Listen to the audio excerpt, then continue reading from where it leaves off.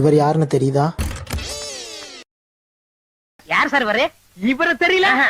இவர்தான் பிரிட்டிஷ் இளவரசர் சார்லஸ். இந்த வீடியோவை பாருங்க கைஸ், இவன் யாருன்னு நீங்களே தெரிஞ்சுக்குவீங்க. விஜய் அவர்கள் இன்றைக்கு என்றைக்கும் தமிழக முதலமைச்சர் ஆக முடியாது. தாவேகாவுடைய தொண்டர்கள் சரியா புரிஞ்சுக்கணும். தனி ஒருவராக என்றைக்கு முதலமைச்சர். இவன் தான் IPDS திருநாவுக்கரசு. லயலா காலேஜ் முன்னாள் மாணவர்கள் கருத்து கணிப்புன்னு சொல்லிட்டு எலெக்ஷன் டைம்ல கருத்து கணிப்பு நடத்துவான். இவனும் ஒரு யூடியூபர் தான். தாவேகா MLAக்களை விலைக்கு வாங்குறதுக்காக கழுத வேரத்துல ஈடுபட்ட செந்தில் பாலாஜியுடைய ஆட்கள்ல இவனும் ஒருத்தன். சாரி, இவர் அப்படின்னு மரியாதை கொடுத்து இவனை பேசணும்னு எனக்கு தோணல. இவனோட சேர்த்து இப்ப வரைக்கும் மொத்தம் 10 பேர் அரெஸ்ட் ஆயிருக்காங்க. இன்னும் எத்தனை பேர் சிக்குவாங்கன்னு தெரியல. இந்த கருத்து கணிப்பு புலியோடைய கருத்து திணிப்ப லைட்டா பாத்துருவோமா? சீமான் வந்து தமிழ் மொழி தேசியம் அந்த பேச்சுக்களால் ஈர்க்கப்பட்ட ஒரு கூட்டம். அந்த கூட்டம் விஜய் கூட்ட போற கூட்டம்.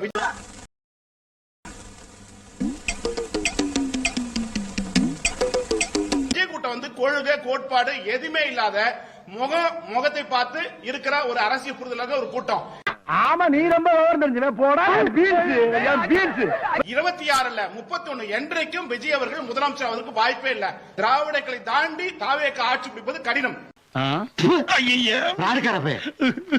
திரு எம்ஜிஆருக்கு நிகரான தலைவராக திரு விஜய் அவர் மக்களை பார்க்கிறார்களா என்று பார்க்கிற போது எம்ஜிஆருக்கு நிகரானதாக விஜயை மக்கள் பார்க்கப்படல. கொஞ்சம் அங்கே பாரு கண்ணா. இந்த ஆய்வு என்னுடைய கடைசி ஆய்வாக இருக்கும் நினைக்கிறேன். அதுக்கு மேல இருக்க வாய்ப்பு ரொம்ப குறைவு நினைக்கிறேன். உன்னோட கணிப்புலயே இதாயா 100% கரெக்ட். இனிமே எங்க கருத்து கணிப்பு எடுக்கிறது? அதான் உள்ள போயிட்டிய. 10 வருஷமோ 15 வருஷமோ உள்ள களி திங்க வேண்டியதுதான். MLA பல்லவி அவர்களை கிண்டல் பண்றத சொல்லி ஒரு கூட்டம் ஒழுங்கீனமான விஷயத்த பண்ணி வச்சிருக்காங்க. பிறந்து 3 மாசம் வரைக்கும் குழந்தை தாயோட தான் இருக்கணும். அதனால MLA பல்லவி அவர்கள் எங்க போனாலும் குழந்தைய தூக்கிட்டு போறாங்க. இதை கேவலப்படுத்துற மாதிரி இந்த ஜென்சி DMKன்னு சொல்ற இந்த முட்டாள்கள் செய்யற கீழ்த்தரமான செயலை பாருங்களேன்.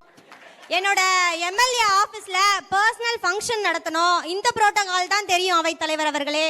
எனக்கு ஒரே ஒரு மனு இருக்கு அவை தலைவர் அவர்களே.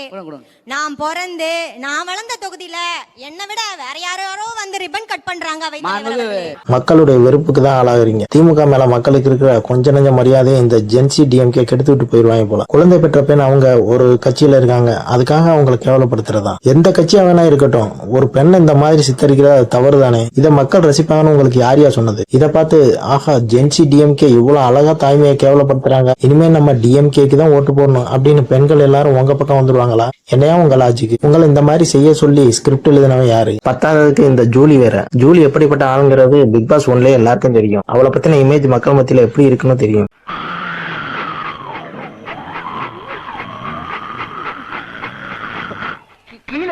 அவன் மேல கிட்னி திருட்டு புகார் இருக்கு. அவளை வச்சு தேர்தல் பிரச்சாரம் வேற. ஜூலி எல்லாம் பிரச்சாரம் பண்ணா விழுற ஓட்டு கூட விழுகாதுங்கிற உண்மையை திமுகவினர் ஏன் ரியலைஸ் பண்ணல? அது ஒரு அட்டென்ஷன் சீக்கர், பப்ளிசிட்டி பைத்தியம்.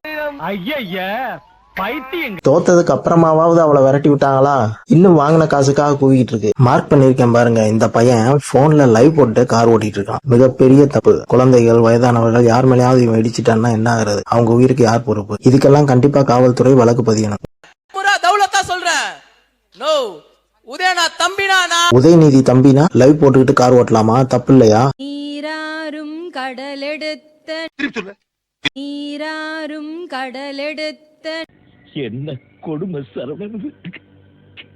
நீராறும் கடலெடுத்த நிலமடந்தை தெளிலொழுகும். கையில தான் போன் வச்சிருக்கீங்கல்ல, தமிழ் தாய் வாழ்த்துன்னு கூகுள் பண்ணி போனை பார்த்து அப்படியே படிக்க வேண்டியதானே. சரி, தப்பா படிச்சிட்டீங்க, அதை கட் பண்ண வேண்டியதானே. அப்படியே பப்ளிஷ் பண்ணிருக்கீங்க. உங்களுக்கு சரியான கைட்னஸ் இல்ல கைட் பண்ற ஆள் சரியில்லை.